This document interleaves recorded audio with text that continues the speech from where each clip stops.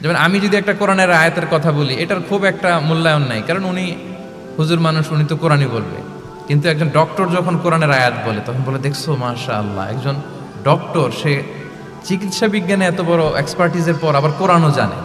ওই কথা কিন্তু আমিও বলছি, আমার দাম নাই। কিন্তু আপনাদেরকে কত সম্মানের চোখে দেখা হচ্ছে। আবার দেখেন, 5 ওয়াক্ত সালাত আদায় করা জামাতের সাথে, ফরজ সালাতগুলো, এটা তো মানে করতেই হবে, কম্পালসারি।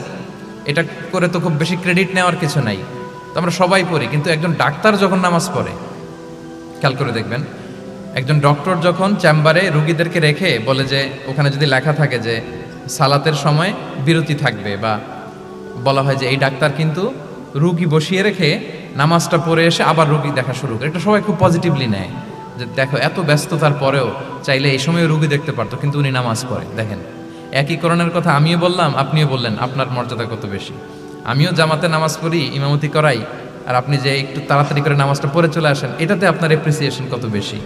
তো এভাবে আপনাদের কিন্তু দাওয়া কাজ করার সুযোগ অনেক বেশি, কারণ এটা অনেক মানে নোবেল একটা প্রফেশন, মহৎ পেশা।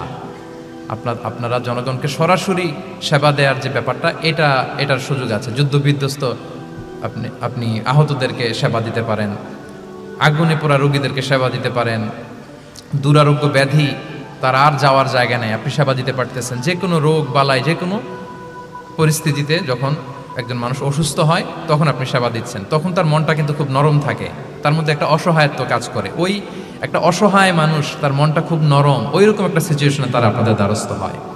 ফলে আপনাদের কিন্তু দাওয়া কাজ করার সুযোগ অনেক বেশি, এবং সেক্ষেত্রে ওরাল দাওয়ার চেয়ে আপনার যে প্র্যাকটিক্যাল দাওয়া, এটার ইফেক্ট অনেক বেশি।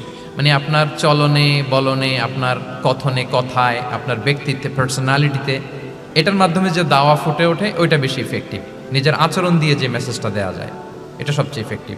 আপনার লেনদেন, আপনার ডিলিংস কেমন, আপনি মানুষ হিসেবে কেমন, এটা সবচেয়ে পাওয়ারফুল দাওয়া। উমরে ফারুক রাদিয়াল্লাহু তাআলা আনহু, উনি ওনার ছাত্রদেরকে প্রায় বলতেন, উমরে ফারুক রাদিয়াল্লাহু তাআলা, উনি বলতেন যে কুনু দুআতান ইলাল্লাহি ওয়া আনতুম সামিতুন, যে তোমরা আল্লাহর রাস্তায় দাওয়াতি কাজে বের হয়ে যাও এমন অবস্থায় যে তোমরা চুপচাপ।